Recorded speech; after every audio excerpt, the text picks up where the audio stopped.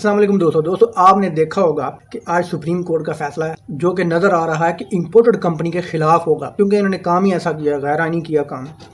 तो मौलाना फजलुर रहमान और पूरी इंपोर्टेड कंपनी बिलावल भुट्टो समेत प्रेस कॉन्फ्रेंस कर रहे हैं, धमका रहे हैं, धमकियां दे रहे हैं, फ़ौज को और एस्टेब्लिशमेंट को सरेआम धमकियां दे रहे हैं कि अगर फैसला हमारे हक़ में ना आया तो हम ये कर देंगे।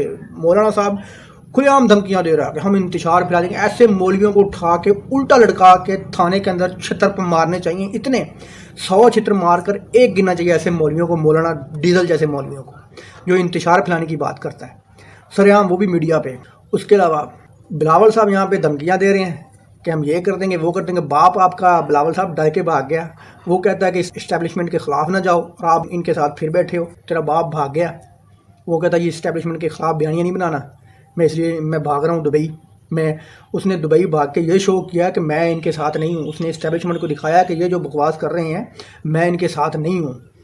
तो जनाब बिल्लो रानी साहब, आप क्यों बैठे हुए हैं? अपने बाप से तो फ़ोन करो। इस इम्पोर्टेड कंपनी की पूरी प्लानिंग है कि अगर फैसला हमारे हक़ में ना आया तो हम अदालत की ईंट से ईंट बजा देंगे। इनकी यही प्लानिंग है। तो दोस्तों वीडियो अच्छी लगी तो लाइक करना, चैनल को सब्सक्राइब करना। अल्लाह हाफ़िज़।